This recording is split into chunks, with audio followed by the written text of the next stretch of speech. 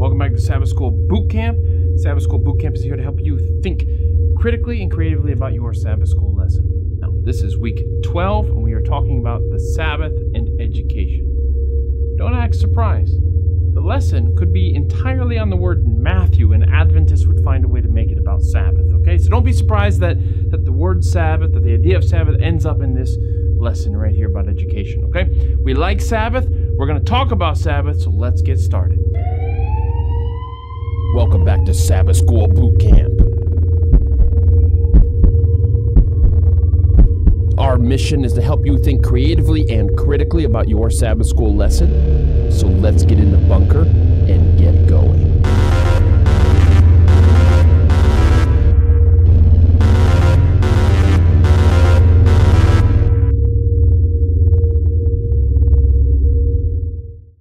The thesis for this lesson is found at the bottom of Sabbath's page, where it says, we can think of Sabbath as not just a day for rest, but as a means of education as well.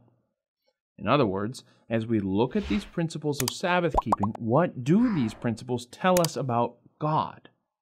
The lesson wants you to go through these passages that we're about to encounter, figure out what the principles are, what's at stake here, and then discuss what those principles say about God. The problem is, whenever you require the student, the classmate, to go through multiple steps, you cannot take for granted that your class will do it, okay? Especially if your class is online. So you may end up with a superficial or tangential discussion unless you, as the teacher, go and read these passages, you find these principles, and then list them for your class. You have a better chance of having a better discussion if you, as the teacher, can do that extra work. So, for example, in Exodus 16, we see that we should prepare for Sabbath on Friday by gathering more manna than we otherwise would. God told the Israelites to get twice as much manna on Friday, so they didn't need to go out on Saturday morning and gather manna. So when we prepare on Friday in this way, we don't have to provide for ourselves on Sabbath. We are free to just enjoy what God has already provided for us. God intended this law to teach us something. So say all of that to your class and then ask, what does this principle of preparation say about God? Okay? Rather than coming to class and saying, okay, guys, here's the story of the manna. What's the principle here? Like, that's a complex question. You may have to wait a little while before somebody gets to the heart of it. It's just easier if you overview the passage for them, say, here's a principle I saw. What does this say about God? It's easier to get discussion when you've kind of gone that extra step. You can't count on your class to read the passages, then figure out the principles, and then figure out what the principles mean. Whenever you have questions in a lesson that require the classmates to go through those 3 steps or 2 steps or 4 steps or whatever it may be, I'm just saying, as a teacher, you're less likely to get good class discussion, because not only do you need classmates that have actually read the lesson and have actually looked up the Bible stories that the lesson brings up, but then you expect them to reflect on it and then do one more step beyond that, and it's just, hey, it's just the way it is with Sabbath School, okay? You just can't count on them to have done all of that legwork. So it's easier, you're more likely to have a better discussion, I should say, if you do some of that legwork for them. Should it work that way? No. But does it? Yes. Here's our lesson summary for this week. By reflecting on how God intended His people to keep Sabbath, we can learn more about Him. And now, here are a couple questions to get your class talking. First question. Is your Sabbath keeping informed by biblical principles which you are trying to apply, or by rote traditions you just follow because either the people around you observe Sabbath that way, or your parents did, or whatever? Second question. If an alien came and watched you keep Sabbath, what do you think they would learn about God from that one day with you? Sliding over to Sunday, the lesson begins with these words. Have you ever wondered why God chose to give us 2 harmonious creation accounts in the first 2 chapters of Genesis? Most Adventists have not wondered that, because as Adventists, we don't talk very much about there being 2 creation stories in Genesis. So I may need to explain what the lesson is talking about here. Most biblical scholars see 2 creation narratives, one in Genesis 1, one in Genesis 2. Traditionally, we have read both of those chapters and saw it as one long creation story, right? We've never perceived the difference between Genesis 1 and 2. But in chapter 1, God separates light and darkness. He creates animals, and the chapter ends with the creation of human beings. And God tells those human beings to eat plants and then pronounces the sixth day very good. This first creation count doesn't end there. It actually ends in chapter 2 with verse 4. Now, Genesis 1 verse 1 says that in the beginning were the heavens, God created the heavens and the earth. Okay, and Genesis 2 verse 4 ends with when the Lord God made the earth and heavens. And then the second creation account begins. But why do we think there are two accounts? Because in Genesis 2, man isn't created until verse 7, even though we saw both man and woman created in Genesis 1. There are a lot of differences between the two accounts. I'm just going to give you a few more. First, the word used for God changes. Elohim is the word used exclusively in chapter 1 about 35 times. But after Genesis 2 verse 4, it's Yahweh Elohim. That's the word used for God. Second, the creation order is different. Chapter 1, animals are created first on day 6 and then humans. Chapter 2, Adam is created. He's also creative. Then the animals, then Eve. Third, in Genesis 1, plants are created on the third day. In Genesis 2, Adam seems to have been created before the plants, and certainly before the Garden of Eden was created. The dean of the Seventh-day Adventist Theological Seminary at Andrews University has written, and I quote, "One would be exegetically blind to not see differences between the first and second Genesis creation accounts." Now, some people out there see these differences as irreconcilable, but I think we can accept the differences without being too bothered by them.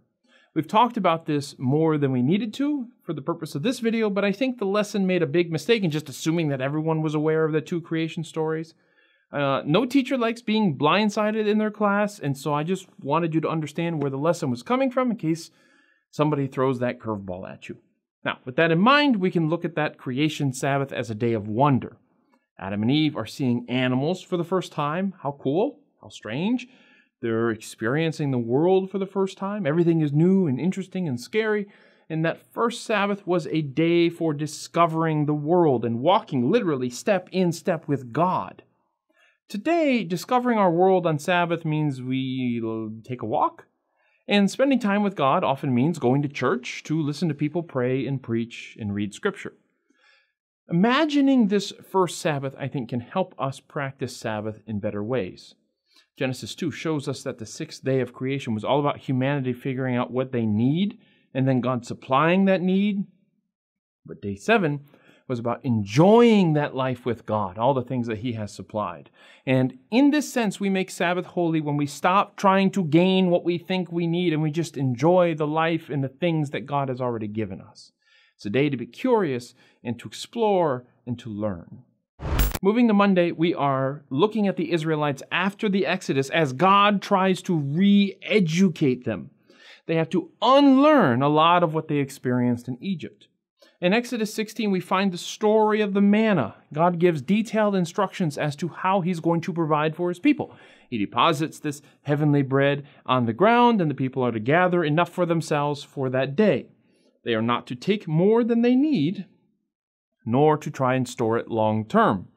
Except on Friday, when you are allowed, in fact encouraged, to gather enough so that you can rest on Sabbath and have enough for that day as well. This story is the first explicit mention of anyone keeping Sabbath in the Bible, and God is teaching the people to rely upon Him each day for their salvation. And on Sabbath, this is doubly true, right? You have to plan ahead for Sabbath. You have to trust that God will provide enough. On Friday, you have to trust that the manna will last until Saturday morning. Sabbath was not a day to provide for yourself. It was a day to enjoy what God has provided for you. Now, the lesson asks, you are talking to a teenager who is finding Sabbath boring.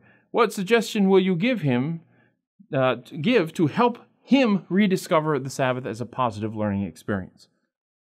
I mean, this is a fair question, but I cannot help but notice the slant against young people. I mean, last week it was about how if a teenager gets a job, he will be less likely to be delinquent. Anyway, to answer the question, I would say that the first step is to examine your own Sabbath keeping. Sometimes Sabbath is boring. As a kid, I remember getting home from church, having lunch, and then my parents would go and take a nap for like 2 or 3 hours, and I was the only child then, so I would just go to my room and play Legos for a few hours. And yeah, I mean, Sabbath was kind of boring. Now, don't get me wrong, sometimes we had a lot of fun. It wasn't always like that. But I realized I wasn't reacting to Sabbath itself. I was reacting to how Sabbath keeping was being demonstrated by those around me. And sometimes we just lose sight of the principles, and Sabbath becomes a day of just guarding boundaries, and that's all we're worried about is guarding boundaries. It's important to teach people the principles of Sabbath, like we just talked about in Exodus 16, right? Sabbath is not a day about providing for yourself. It's a day to enjoy what God has provided for you. Now, what does this principle look like in your Sabbath keeping? I don't know. Talk about it with your family. And maybe when that teenager or whoever gets a glimpse of the principles, he or she will feel empowered to apply them in a way that they find meaningful, that they can take ownership of the Sabbath, okay? Tap dancing to Tuesday. The honeymoon is over. Israel's in trouble in Isaiah 58. Among many other things, God charges them with not observing the Sabbath. You must look forward to the Sabbath and treat the Lord's holy day with respect, he tells them. Now, the New English translation is what I'm going off of here. It reads a little differently than the NIV or the New King James because it departs from the Hebrew idiom that's at work in this verse. But I find that it's more intelligible than either of those other versions. So the NET renders the last part of Isaiah 58, verse 13, as you must treat it, that is the Sabbath, with respect by refraining from your normal activities and by refraining from your selfish pursuits and from making business deals. Still a little vague, but that's because the Hebrew isn't exactly clear here. Still, we can gather that the Sabbath is not a day for us to provide for ourselves by conducting our business. Is providing for our family important? Sure, but not more important than enjoying this day with God. Back in Exodus 16, some people nevertheless went to work Saturday morning gathering manna, and I think that speaks to just how unnatural it is to take a break from our endless quest to provide for ourselves. It's not easy for us to keep Sabbath. We would rather work rather than trust that God will provide for me. There's a lot of flexibility in how we keep Sabbath. I mean, truly, right? Like, think of how little God actually tells us about how to keep Sabbath. It's not a lot. But we cannot impose our own meaning upon the Sabbath. The Sabbath cannot become a tool to further our addiction to work and our desire to control things. The Sabbath must be bigger than we are. It must stand in our way and force us to surrender. It must be something, as Isaiah says, that we look forward to and respect. If we dread Sabbath, we're doing it wrong. Walking over the Wednesday, the lesson tells us that Jesus challenged the religious leaders of his day over their interpretation of the law, including the Sabbath. So in Matthew 12, we find Jesus allowing his disciples to pick the heads of wheat and eat them on the Sabbath. And I say Jesus allowed this, but it's not exactly true. As in a lot of these Sabbath stories that Jesus is a part of, Jesus is actually beyond reproach. I mean, Matthew says the disciples just did it, but the Pharisees blamed Jesus as their teacher. Likewise, Jesus was blamed for his disciples not washing their hands before the meal, too, right? It doesn't say that Jesus didn't wash his hands. Even if Jesus defends their questionable behavior, Matthew is careful to make it clear that Jesus himself is beyond question. Anyway, picking heads of grain is like harvesting, right? You can't harvest on Sabbath. So you can't even gather manna on Sabbath. Same principle at work here, right?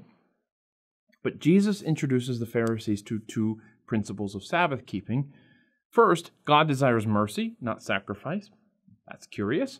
Second, the Son of Man is Lord of the Sabbath. Also curious.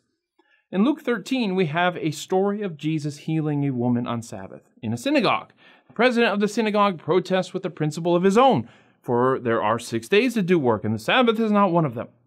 Jesus calls the man a hypocrite because on Sabbath, every one of these people around would untie an animal and lead them to water so that they could drink. Is that work? No, it's caring for creation. It's caring for the animals, which is exactly what Jesus is doing in healing the woman. I mean, she's not an animal, the creation part. These two passages, Matthew 12, Luke 13, are really fruitful fields to work in as a Bible student. We can study the principles Jesus is employing here in order to do a wellness check on our own Sabbath keeping.